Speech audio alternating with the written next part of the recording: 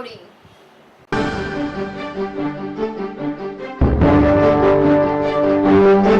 विविध मागण्यांसाठी एसटी कर्मचाऱ्यांचे धरणे आंदोलन।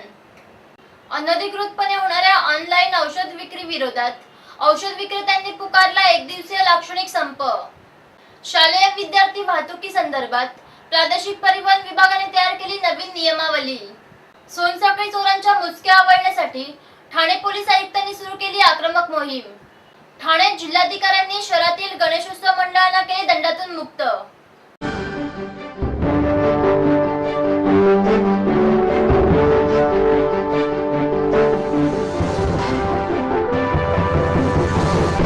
विविध मागण्यांसाठी एसटी कर्मचाऱ्यांनी वंदना सिनेमा येथील विभागीय कार्यालयासमोर धरणे आंदोलन केले आहे। ठाणे विभागात चालक, वाहक व यांत्रिक कर्मचाऱ्यांना सन 2013 पासून गणवेशाचे वाटप करण्यात आलेले नाही। ते वाटप करण्याबाबत विचारणा केली असता मध्यवर्ती कार्यालयाने कापडाचा पुरवठा केला नसल्याने गणवेशाचे वाटप झाले नाही। ते त्वरित करावे। ठाणे विभागीय BMTC मार्गावरील रोड सर्वे करून मिळण्याबाबत विभागीय व प्रादेशिक पातळीवर सातत्याने प्रश्न मांडूनही सदर मार्गावरील 10 वेळचा रोड सर्वे केला जात नाही। याबाबत GPS यंत्रणा उपलब्ध नसल्याने सदर मार्गाचा 10 वेळचा रोड सर्वे करण्यास टाळाटाळ केली जात आहे। तो सर्वे त्वरित करावा। कित्येक चालक व वाहक यांच्या आंतर प्रादेशिक बदल्या रखडलेल्या आहेत। वैद्यकीय प्रमाणपत्र देऊनही या बदल्या अद्याप करण्यात आलेल्या नाहीत, तरी त्या बदल्यांचा विचार व्हावा। नेत्र दोषाचे कारण देत 24 चालकांना अपात्र ठरवण्यात आल्याने त्यांच्या कुटुंबावर उपासमारीची वेळ आली आहे। अशा कर्मचाऱ्यांना पात्र करावे। तसेच ठाणे आगार 2 मध्ये नवीन प्रशासकीय इमारत बांधण्याचा प्रस्ताव मध्यवर्ती कार्यालयाकडे सादर करूनही त्या प्रस्तावास मंजुरी मिळत नाही। सदर मंजुरी मिळावी या व इतर प्रलंबित मागण्यांसाठी एसटी कर्मचाऱ्यांनी वंदना एसटी डेपो जवळील कार्यालयासमोर धरणे आंदोलन केले। ठाणे महानगरपालिका हद्दीत घर घेताय का? मग ते अनधिकृत तर नाही ना, याची खातर जमा करा। अनधिकृत घर घेणं हा विकणाऱ्यासोबत विकत घेणारा देखील तितकाच दोषी असतो। तेव्हा घराची डोळस खरेदी करा। आपली कुठे फसवणूक तर होत नाही ना, यासाठी ठाणे महानगरपालिका मुख्यालयातील 4थ्या मजल्यावरील बांधकाम विभागात घराचा सर्वे नंबर, टिक्का नंबर याची खातर जमा करा। घराचं स्वप्न अवश्य करूया साकार, पण अनधिकृत घराचा नका करू कधीही विचार। अधिकृत घर म्हणजे उद्याची देखील निश्चिंती। अनधिकृत घराचे दार म्हणजे डोक्यावर कधीही तोडण्याची टांगती तलवार। जगणं तुमचं होऊ दे सुरेल गाणं, स्वच्छ सुंदर आणि अधिकृत घरांचं हसरं ठाणं। ठाणे महापालिकेतर्फे जनहितार्थ प्रसारित।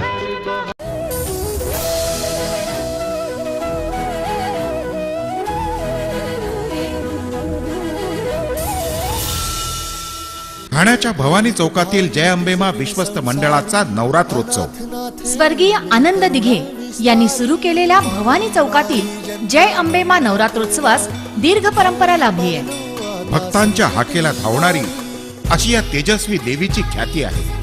त्यामुळेच ती लाखो भाविकांचं श्रद्धास्थान बनली आहे। देवीची भव्य मिरवणूक, त्यातून व्यक्त होणारा भक्तिभाव, सळसळता उत्साह यांनी वातावरण भारावून जातं। लोककलांचं थक्क करणारं प्रदर्शन मनाला सुखावून जातं। ढोल लेझिमच्या तालानं आणि देवीच्या जय जयकारानं आसमंत दुमदुमून जातं। अंगावर रोमांच उभे राहतात। देवीचं दर्शन घेण्यासाठी नेते, अभिनेते, व्यापारी आदी विविध क्षेत्रातील मान्यवर मंडळी जय अंबेमाच्या दर्शनासाठी आवर्जून येतात। आपणही सहकुटुंब मित्रमंडळींसह आवर्जून दर्शनाचा लाभ घ्यावा असं आमंत्रण मंडळाचे अध्यक्ष दिलीप देहरकर यांनी विश्वस्त मंडळाच्या वतीनं तमाम भाविकांना केला आहे। ठाणेकर आम्ही आहे, आम्हाला गर्व। जय अंबेमा करते सर्वांच्या मनोकामना पूर्ण। या 9 दिवसात सकाळी देवीवर अभिषेक करू इच्छिणाऱ्या श्रद्धाळूंसाठी अभिषेकाची सोय मंडळानं उपलब्ध करून दिली आहे। भाविकांनी याचा लाभ घ्यावा असं आवाहन मंडळाचे अध्यक्ष दिलीप देहरकर यांनी मंडळाच्या वतीनं केलं आहे।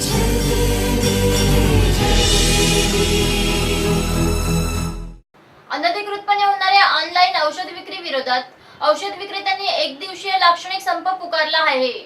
देशात अनधिकृतपणे होणाऱ्या ऑनलाईन फार्मसी विरुद्ध रणशिंग फुकत 8 लाख औषध विक्रेत्यांनी आज संपाचा इशारा दिलाय. राज्य केमिस्ट संघटनेने 55,000 औषध विक्रेते या संपात सहभागी झाले आहेत. ऑनलाईनच्या माध्यमातून होणाऱ्या औषध विक्रीत प्रिस्क्रिप्शन शिवाय औषधे दिली जातात. या माध्यमातून झोपेची औषधे, गर्भपाताच्या गोळ्या, नार्कोटिक ड्रग्ज, कोडीन सिरप सारखी औषधे जास्त प्रमाणात घेतल्यास जीवात धोका निर्माण होण्याची शक्यता असते. या औषधांची ऑनलाईन खुलेआमपणे विक्री होते. गेल्या 3 वर्षापासून सतत सरकारकडे या विषयाचा पाठपुरावा करत असूनही याला आळा बसलेला नाही. याचा निषेध म्हणून 14 ऑक्टोबर रोजी या औषध विक्रेत्यांनी लाक्षणिक संप पुकारला आहे. तथापि सरकारने या विषयाकडे गांभीर्याने न पाहिल्यास बेमुदत संप केला जाईल असे असोसिएशनचे सरचिटणीस सुरेश गुप्ता यांनी सांगितले. अनधिकृतपणे चालू असलेल्या ऑनलाईन औषध विक्रीला आळा घालणे, औषधांच्या दुष्परिणामांपासून सामान्य जनतेचा बचाव करणे, कमी दर्जाची अप्रमाणित डुप्लिकेट औषधे विकण्यास धोका, अधिक प्रिस्क्रिप्शन शिवाय औषधांची विक्री या कारणांसाठी असोसिएशनचा विरोध आहे. ऑनलाईन औषध विक्री असणाऱ्या उणिवांची गंभीर दखल घ्यावी ही प्रमुख मागणी असल्याचे औषध विक्रेत्यांनी सांगितले. स्वप्नील जोशी, तरुण, सुपरहिट, विश्वासार्ह आणि सगळ्यात वेगानं वाढणारा brand. Ready ready ready TJSP, तरुण, फायनान्शियली स्ट्रॉंग, तुमचा विश्वास जपणारी आणि सगळ्यात वेगानं वाढणारी सहकारी बँक. ब्रँड म्हणजे स्वप्नील जोशी आणि बँक म्हणजे TJSP. शालेय विद्यार्थी वाहतुकी संदर्भात प्रादेशिक परिवहन विभागाने नवीन नियमावली तयार केली आहे. शालेय विद्यार्थ्यांची वाहतूक ही नागरिकांच्या जिव्हाळ्याचा प्रश्न बनला आहे. कित्येक वर्षापासून शालेय विद्यार्थ्यांच्या बसला अपघात झालेले आहेत. यासाठी शासनाने कडक नियमावली तयार केली असून यामध्ये विविध समित्यांची स्थापना केली आहे. ठाणे शहरातील विद्यार्थी वाहतुकी संदर्भात ठाणे महापालिका क्षेत्रात या समितीचे अध्यक्ष ठाणे पोलीस आयुक्त हे असून ठाण्याच्या ग्रामीण भागातील समितीवर ठाणे ग्रामीण अधीक्षक हे अध्यक्ष म्हणून आहेत. तसेच प्रत्येक शाळेमध्ये या वाहतुकी संदर्भात समिती स्थापन करण्यात आली आहे. शाळेतील प्राचार्य व मुख्याध्यापक या समितीचे अध्यक्ष असणार आहेत. ठाणे प्रादेशिक परिवहन विभागाने स्थापन केलेल्या समितीमध्ये पोलीस अधिकारी, प्राध्यापक, मुख्याध्यापक व शिक्षण अधिकारी यांचा समावेश असून या समितीची कार्यशाळा आज ठाणे महानगरपालिकेच्या बल्लाळ सभागृहात पार पडली. या कार्यशाळेमध्ये समितीचे कामकाज व वाहतुकीची नियमावली यावर मार्गदर्शन करण्यात आले. यावेळी प्रादेशिक परिवहन विभागाचे अधिकारी व पदाधिकारी उपस्थित होते.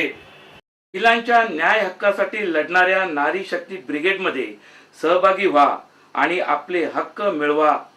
महिलांवरील अन्यायाविरोधात लढणारी एकमेव संघटना नारी शक्ती ब्रिगेड. नारी शक्ती ब्रिगेड राष्ट्रीय अध्यक्षा निर्मला पाल. सभासद नोंदणी सुरू आहे. संपर्क 9321712916.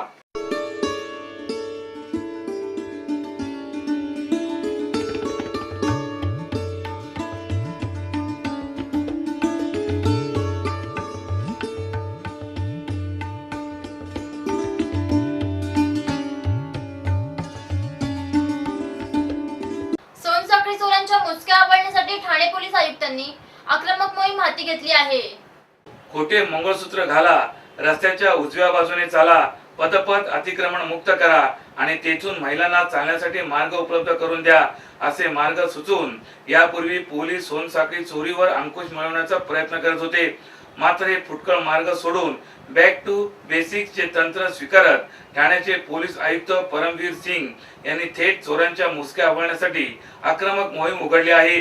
त्यामुळे सोनसाखळी चोरीचे गुन्हे चक्क निम्म्यावर आले आहेत. सोन्याच्या वाढत्या किमती आणि सहज शक्य असलेली चोरी यामुळे महिलांच्या गळ्यातील दागिने चोरण्याच्या घटना गेल्या काही वर्षापासून सातत्याने वाढत आहेत. ठाणे पोलीस आयुक्तालयाच्या कार्यक्षेत्रात गेल्या 7 वर्षात 4500 चोरीच्या घटना घडल्या असून त्यातील फक्त 1800 गुन्ह्यांची उकल करण्यात पोलिसांना यश आले आहे. आयुक्तालयाच्या हद्दीत काही महिन्यात 100 पेक्षाही जास्त चोरीच्या घटना घडल्या होत्या.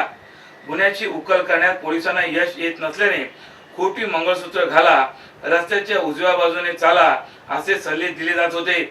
तसेच महापालिका पदपथांवरील अतिक्रमणे काढत नाहीत, त्यामुळे महिला रस्त्यांवरून चालतात आणि त्यामुळे चोरांचे फावते असा जावई शोधी काही माजी पोलिसांना लावला होता.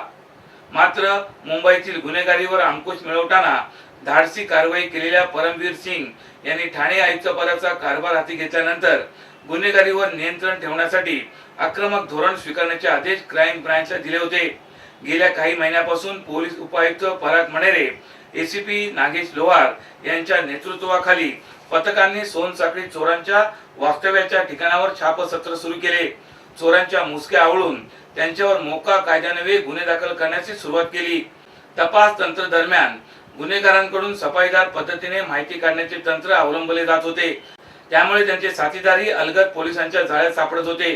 पूर्वी बलुचीची वस्ती असलेल्या ठिकाणी पोलिसांनी छापे टाकले तर पोलिसांवर हल्ले व्हायचे, मात्र आता असे हल्ले करण्याची धमकी या गुन्हेगार आणि त्यांच्या कुटुंबियांमध्ये राहिलेली नाही.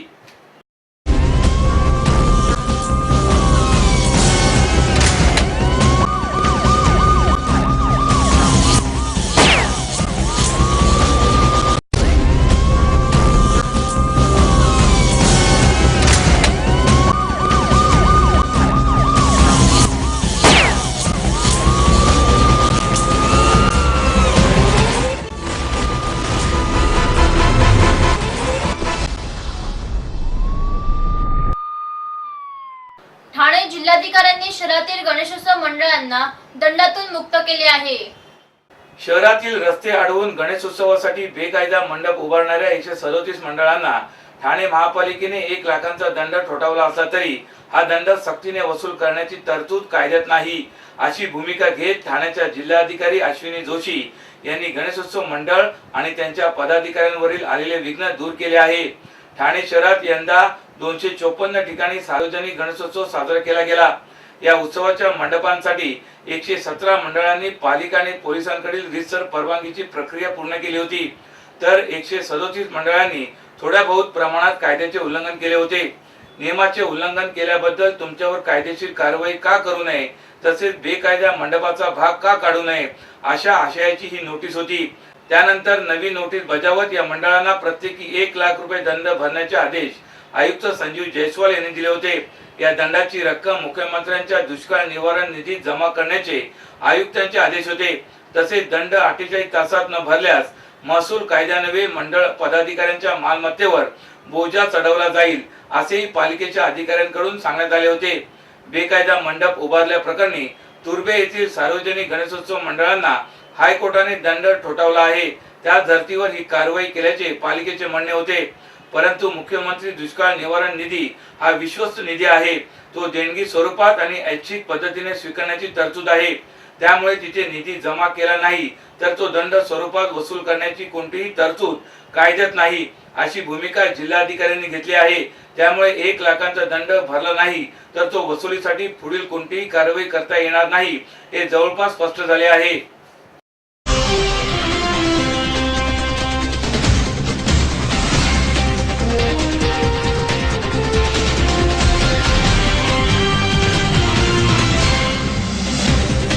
तर या होत्या काही ठळक घडामोडी. उद्या पुन्हा भेटू याच वेळी याच ठिकाणी. ठाणे दर्पण या वृत्तवाहिनीचे प्रसारण ठाणे शहराबरोबरच ठाणे जिल्ह्यातही होत असते. तरी आपल्या काही समस्या किंवा सूचना असल्यास आमच्या या पत्त्यावर संपर्क साधा. आमचा पत्ता पुढील प्रमाणे.